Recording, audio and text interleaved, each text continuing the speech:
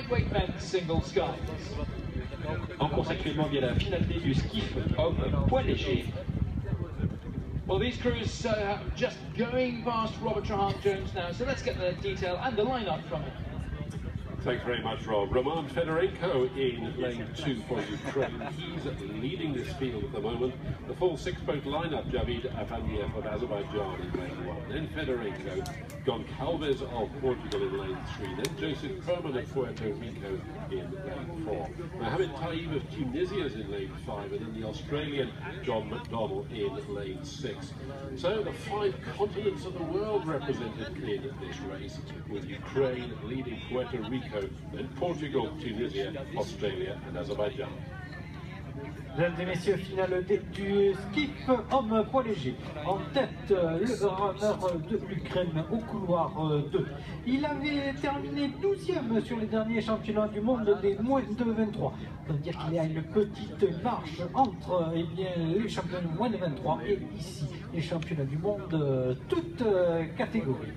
Pour la deuxième position, nous retrouvons le rameur de Puerto Rico au couloir 4. Pour la troisième position, il semble que ce soit le Tunisien au couloir 5 qui également avait terminé 17e sur les championnats du monde des moins de 23.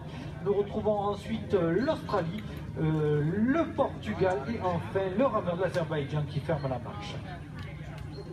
Well, Fedorenko having a very good race indeed, despite being one of the slower qualifiers for this B final, leading the way in this six-boat field down to 1500. Yes, Matt, 1500, a man who we've seen more often in double in recent years at under-23 level. 7th in the world in the under-23 double in 2014. Slipped back to 12th this year. Nothing like that here at the World Championships in the single, though. The best he can do is 19th, but it looks almost certain, barring any unlikely crab or tumble towards the finish, that he'll be anything lower than 19th. Well clear at the head of the field, and making it look suspiciously easy for yet another 2,000 metre race at this stage in the competition. Best of those going with him are Perman of Puerto Rico, a man whose surname starts with the initials of his NOC. PUR for Puerto Rico in 2nd place. Oui, donc l'Ukrainien Fedorenko qui domine de la tête et des épaules cette épreuve. En deuxième position, nous retrouvons le portoricain au couloir numéro 4, Joseph Perman.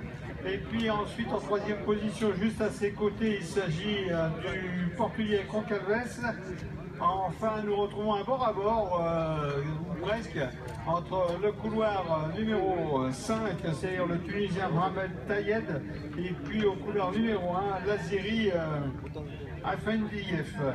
Enfin, on ferme la marche au couloir numéro 6, l'Australien. Well, I can see a Swiss flag, a Danish flag, and 2 Canadian flags in the grandstand. Where's the Australian flag? Because here we have all the continents of the world on the course, and unusually, Australasia's at the back of the field.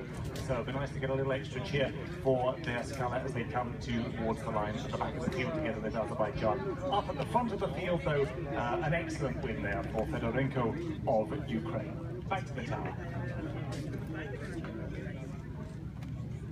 7 minutes 22.26 seconds, the winning time for Fedorenko of Ukraine. So first place there, second place to Puerto Rico's Joseph Perman, and third place to Nuno Goncalves Coelho of Portugal. Et oui, messieurs, dans ce match des continents, dans cette finale D, victoire de l'Ukrainien Roman Fedorenko qui s'impose en 7, 22-26. Deuxième place pour le portoricain Joseph Perman et la troisième position pour le portugais Nuno Goncalves Coelho.